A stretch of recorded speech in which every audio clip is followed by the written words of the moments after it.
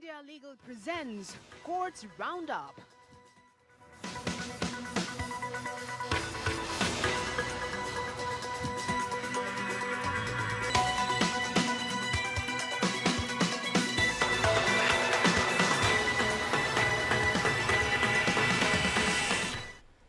नमस्कार, courts roundup में आप सभी का स्वागत है। मैं हूं आपके साथ सपना। इस बुलेटिन में हम आपको सुप्रीम कोर्ट और हाई कोर्ट के तमाम बड़े मामलों से रूबरू कराएंगे। तो चलिए शुरू करते हैं courts roundup. India Legal presents Courts Roundup.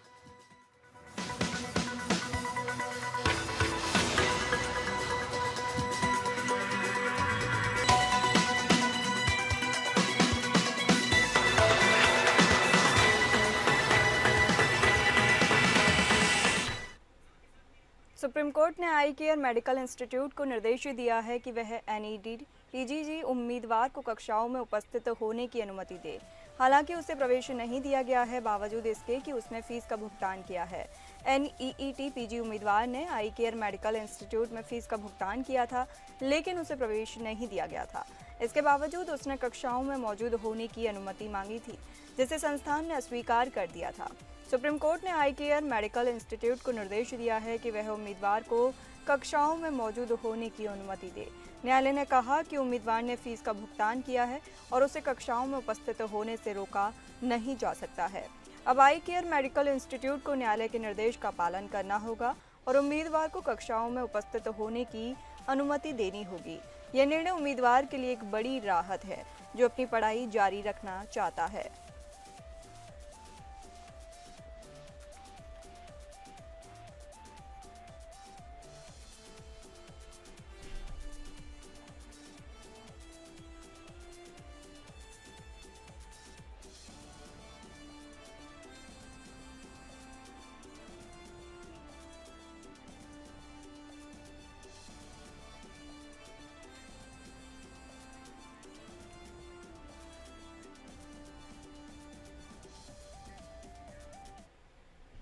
क्या crusher unit eco sensitive zone या फिर ESZ में काम कर सकती है? इस सवाल पर विचार करने जा रहा है सुप्रीम कोर्ट। यह मामला केरल की एक क्रशर यूनिट से जुड़ा हुआ है, जिसने अपने खिलाफ जारी स्टॉप मेमो को चुनौती दी है।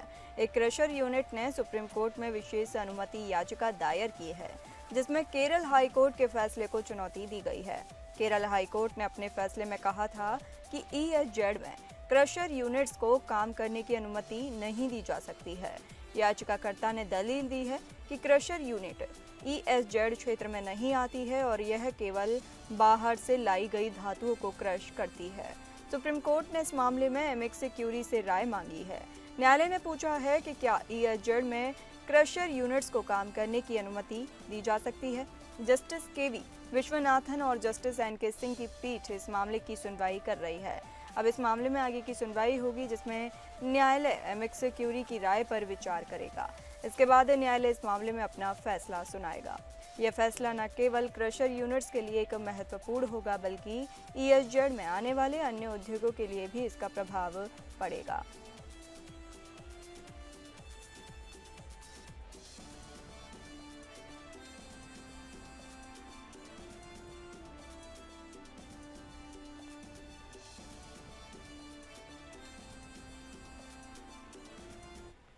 सुप्रीम कोर्ट ने पॉपुलर फ्रंट ऑफ इंडिया नेता इस्माइल की चिकित्सा आधार पर जमानत याचिका खारिज कर दी है। इस्माइल को अवैध गतिविधियों अधिनियम के तहत आरोपित किया गया है। न्यायालय ने कहा कि इस्माइल की चिकित्सा स्थिति आपातकालीन नहीं है, इसलिए चिकित्सा आधार पर जमानत देने का कोई कारण नहीं है। ES इस्माइल पर आरोप है कि उन्होंने मुस्लिम युवाओं को भारत सरकार और कुछ संगठनों के खिलाफ भड़काकर कट्टरपंथी बनाने की साजिश रची। उन्हें 2022 में गिरफ्तार किया गया था। इस्माइल ने चिकित्सा आधार पर जमानत के लिए याचिका दायर की थी, जिसे दिल्ली हाई कोर्ट ने मई में खारिज कर दिया था। सुप्रीम कोर्ट की पीठ ने अखिल भारतीय आयुर्विज्ञान संस्थान एम्स की रिपोर्ट का हवाला देते हुए कहा कि इस्माइल को जेल में उचित इलाज दिया जा रहा है और उनकी स्थिति ऐसी नहीं है। अगर उन्हें अंतरिम जमानत नहीं दी जाती है तो उनकी स्थिति खराब हो जाएगी। न्यायालय ने तिहाड़ जेल प्रशासन से इस्माइल को फिजियोथेरेपिस्ट सुविधा प्रदान करने की संभावना पर विचार करने को कहा है।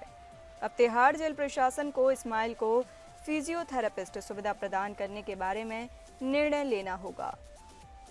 अतिरिक्त सॉलिसिटर जनरल अर्चना पाठक को इस संबंध में निर्देश लेने और 27 जून 2025 को न्यायालय को सूचित करने के लिए कहा गया है।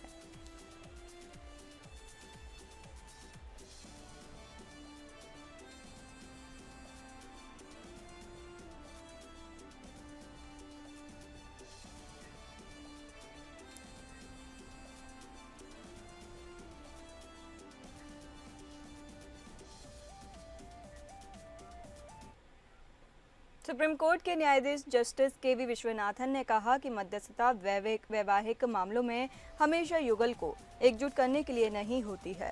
उन्होंने कहा कि मैत्रीपूर्ण अलगाव भी एक समाधान हो सकता है जो दोनों पक्षों के लिए फायदेमंद हो सकता है।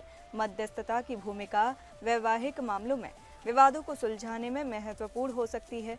यह दोनों पक्षों को एक समझौते पर पहुंचने में मदद कर सकती है जो उनके लिए फायदेमंद हो सकता है। Justice KV. विश्वनाथन ने कहा कि मध्यस्थता का उद्देश्य हमेशा युगल को एकजुट करना नहीं होता है, बल्कि यह दोनों पक्षों के लिए एक मैत्रीपूर्ण समाधान खोजने में मदद कर सकता है। यह निर्णय वैवाहिक मामलों में मध्यस्थता की भूमिका को समझने में महत्वपूर्ण हो सकता है।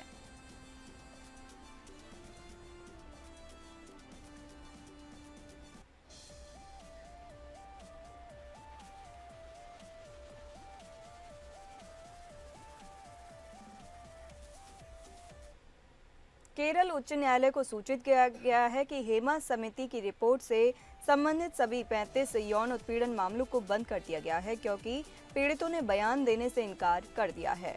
विशेष जांच दल ने इन मामलों को बंद करने का निर्णय लिया है क्योंकि कोई सबूत नहीं है और पीड़ित आगे नहीं आना चाहते हैं। हेमा समिति की रिपोर्ट अगस्त 2024 में सार्वजनिक की गई थी, जिसमें मलयालम फिल्म उद्योग में व्यापक यौन उत्पीड़न के आरोप लगाए गए थे। इसके बाद एक विशेष जांच दल का गठन किया गया था ताकि इन आरोपों की जांच की जा सके। एसआईटी ने 35 मामले दर्ज किए थे, लेकिन अब इन सभी मामलों को बंद कर दिया गया है क्योंकि पीड़ितों ने बयान देने से इनकार कर दिया है। न्यायालय ने राज्य सरकार से कहा कि वह अगस्त 2025 में होने वाले फिल्म सम्मेलन के बाद प्रस्तावित कानून का मसौदा तैयार करेगी। न्यायालय ने उम्मीद जताई है कि प्रस्तावित कानून केवल मौजूदा कानूनों की नकल नहीं होगा, बल्कि इसमें नए प्रावधान भी शामिल होंगे जो मलयालम फिल्म उद्योग में यौन उत्पीड़न को रोकने में प्रभावी होंगे। अब इस मामले में अगली सुनवाई फिल्म सम्मेलन के बाद होगी, जहां न्यायालय प्रस्तावित कानून के मसौदे पर विचार करेगा। देखना यह होगा कि मलयालम फिल्म उद्योग में यौन उत्पीड़न के आरोपों के संबंध में आगे क्या कार्रवाई की जाती है।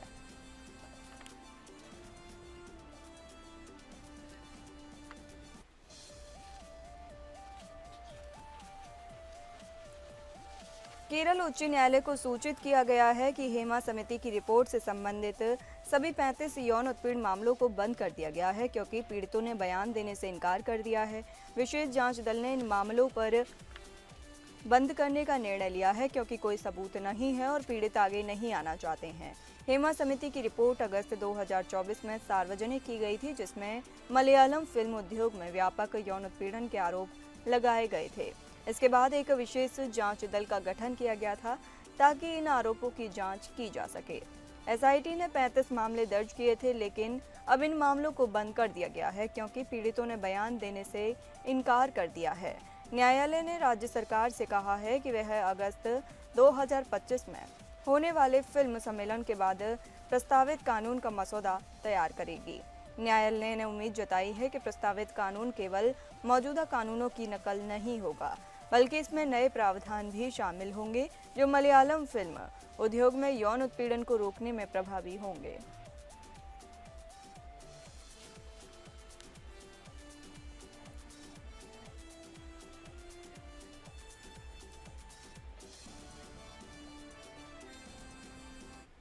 मद्रास उच्च न्यायालय ने हाल ही में एक उम्मीदवार की नियुक्ति रद्द करने के लिए एसआईबी के आदेश में हस्तक्षेप करने से इनकार कर दिया, जिसकी CIBIL रिपोर्ट में खराब क्रेडिट इतिहास था। जस्टिस एन माला ने कहा कि बैंकिंग व्यवसाय के लिए वित्तीय अनुशासन की आवश्यकता होती है क्योंकि कर्मचारी सार्वजनिक धन से निपटते हैं। न्यायालय ने कहा कि खराब वित्तीय अनुशासन वाले व्यक्ति पर सार्वजनिक धन का प्रबंधन करने के लिए भरोसा नहीं किया जा सकता है। इसलिए बैंक ने उन उम्मीदवारों को अयोग्य ठहराने का निर्णय लिया जिनके पास खराब CIBIL रिपोर्ट थी। एक उम्मीदवार ने सर्कल बेस्ड ऑफिसर के पद के लिए आवेदन किया था और उसने सभी आवश्यक मानदंडों को पूरा किया था। हालांकि उसके CIBIL रिपोर्ट में खराब क्रेडिट इतिहास था, जिसके कारण बैंक ने उनकी नियुक्ति रद्द कर दी। न्यायालय ने कहा कि बैंक ने एक विवेकपूर्ण निर्णय लिया है कि उम्मीदवारों के पास खराब CIBIL रिपोर्ट नहीं होनी चाहिए। न्यायालय ने उम्मीदवार के इस तर्क को खारिज कर दिया कि उसने आवेदन की तारीख पर कोई बकाया या प्रतिकूल रिपोर्ट नहीं थी। उम्मीदवार ने आरोप लगाया कि समान परिस्थितियों में अन्य उम्मीदवारों को नियुक्ति दी गई थी, जो भेदभावपूर्ण था। हालांकि न्यायालय ने कहा कि उम्मीदवार का मामला अलग था, क्योंकि उसने एक से अधिक किस्तों पर चूक की थी। न्यायालय ने पाया कि उम्मीदवार के पास खराब क्रेडिट इतिहास था और उसने ऋण की अदायगी में चूक की थी। इसलिए न्यायालय ने बैंक के निर्णय में हस्तक्षेप करने से इनकार कर दिया और याचिका को खारिज कर दिया।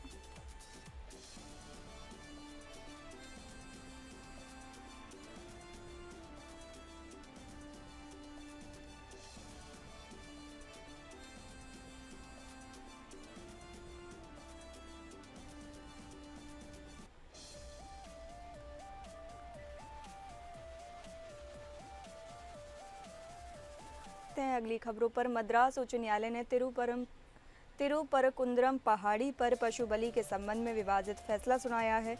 तिरुपरकुंद्रम पहाड़ी पर पशु बलि की प्रथा को चुनौती देने वाली याचिका पर सुनवाई करते हुए मद्रास उच्च न्यायालय ने विभाजित फैसला सुनाया। न्यायमूर्ति SS सुंदर और न्यायमूर्ति R सुब्रमण्यम की खंडपीठ ने इस मामले में अलग अलग फैसले सुनाए। न्यायमूर्ति SS सुंदर ने कहा कि पशु बलि की प्रथा को रोकना प्रशासन का काम है, जबकि न्यायमूर्ति R सुब्रमण्यम ने कहा कि इस प्रथा पर रोक लगानी जानी चाहिए। अब इस मामले में आगे की कार्रवाई के लिए तीसरे न्यायाधीश के पास भेजा जा सकता है। इस मामले में अब तीसरे न्यायाधीश की पीठ इस पर सुनवाई करेगी और अपना फैसला सुनाएगी। यह फैसला पशु बलि की प्रथा के भविष्य के लिए महत्वपूर्ण होगा।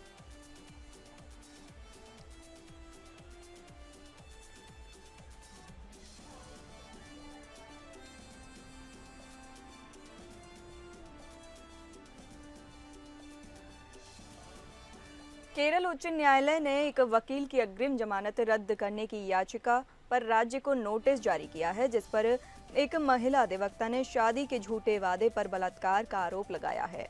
आरोपी वकील रहीब केवाई को ट्रायल कोर्ट ने 17 मई को अग्रिम जमानत दे दी थी, क्योंकि यह मामला सहमति से बने रिश्ते का था। 39 वर्षीय शिकायतकर्ता महिला, जो कि एक तलाकशुदा है, उसने आरोप लगाया है कि जुलाई 2023 से उसे शादी के बहाने बार बार यौन उत्पीड़न का सामना करना पड़ा और फरवरी 2024 में उसे गर्भपात कराने के लिए मजबूर किया गया। बाद में उसे पता चला कि आरोपी दूसरी महिला के साथ भी संबंध थे। शिकायतकर्ता ने ये आरोप लगाया है कि रहीब ने उसके सोने के गहने, दस्तावेज और किराए के आवास की संपत्ति दस्तावेज चोरी किए। न्यायमूर्ति जी गिरीश की पीठ ने राज्य को नोटिस जारी कर जवाब मांगा है। शिकायतकर्ता का प्रतिनिधित्व करने वाले अधिवक्ता रघुल सुधीश ने तर्क दिया कि ट्रायल कोर्ट ने आरोपी के इरादों और शिकायतकर्ता के साथ उसके संबंधों की वास्तविक प्रकृति पर विचार नहीं किया। अब इस मामले में राज्य को अपना जवाब दाखिल करना होगा। देखना होगा कि न्यायालय इस मामले में आगे क्या निर्णय लेता है।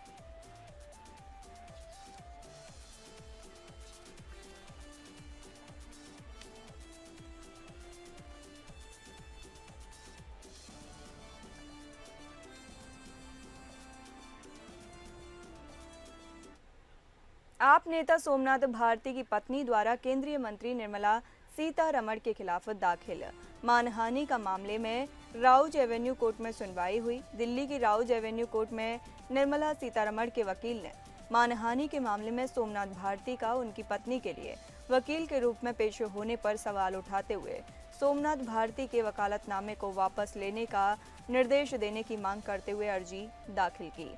निर्मला सीतारमण की ओर से दाखिल अर्जी में कहा गया है कि सोमनाथ भारती मानहानि के मामले में वकील के रूप में पेश नहीं हो सकते हैं, क्योंकि यह बार काउंसिल ऑफ इंडिया के नियमों के खिलाफ है। अर्जी में कहा गया है कि यह हितों का टकराव का मामला है, क्योंकि शिकायतकर्ता सोमनाथ भारती की पत्नी है और उस कथित भाषण से भारती की पत्नी की प्रतिष्ठा को नुकसान पहुंचा है। फिलहाल सोमनाथ भारती ने निर्मला सीतारमण के वकील द्वारा दाखिल आवेदन पर बहस करने के लिए समय मांगा है। इसके बाद कोर्ट में मामले की सुनवाई 16 जुलाई को तय कर दी गई है।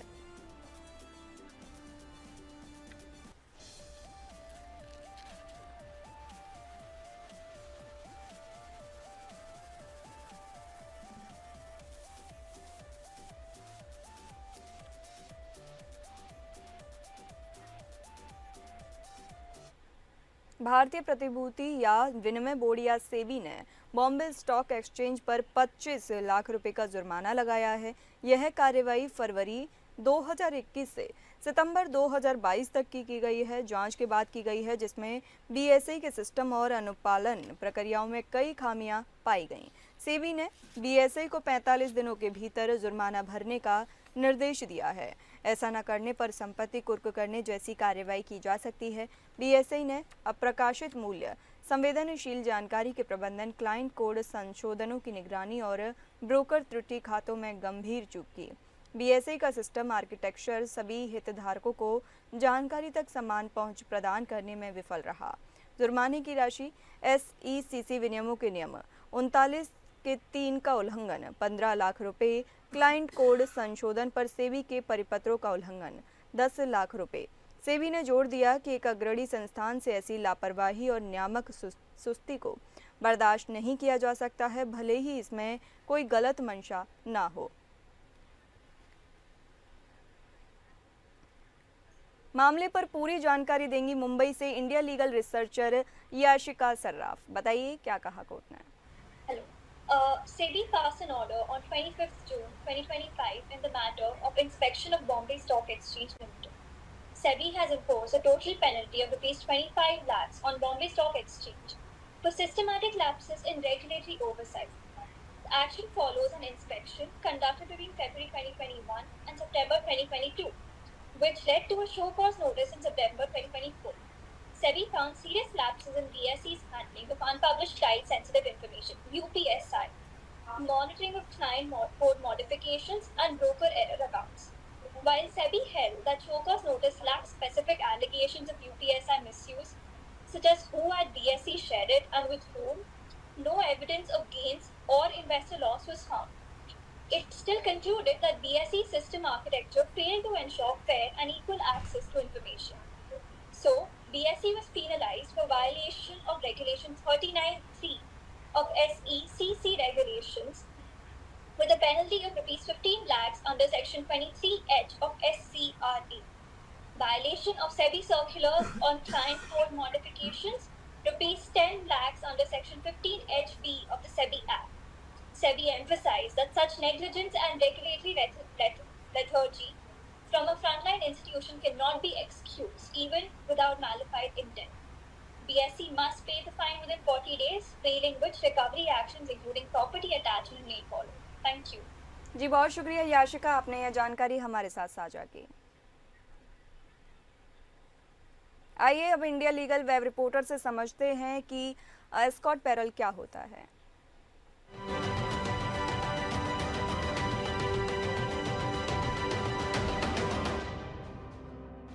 क्या एक डेथ सेंटेंस वाले इंसान को पैरोल मिल सकती है?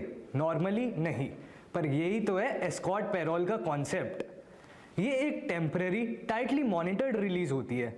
जैसे अगर किसी का क्लोज रिलेटिव मर गया हो या किसी फैमिली मेंबर की तबीयत बहुत ज़्यादा खराब हो, लेकिन प्रिजनर हमेशा आर्म पुलिस के साथ रहता है। पर क्या डेथ कन्विक्ट्स के लिए ये अलाउड है? नहीं। Section 42 of Kerala prisoners act और rule 339 clause 2 of prison rules कहते हैं कि डेथ सेंटेंस वाले को पैरोल या एस्कॉर्ट विजिट नहीं मिल सकती। लेकिन Jasmine Shaji versus state of Kerala 2025 में केरला हाई कोर्ट ने एक रेयर एक्सेप्शन दिया। एक डेथ रो कन्विक्ट को अलाउ किया गया अपनी 93 साल की बेड रिडन माँ से मिलने के लिए, और कोर्ट ने कहा जस्टिस बिना इंसानियत, दया और एम्पैथी के इंसाफ नहीं होता। Do follow us for more such legal updates.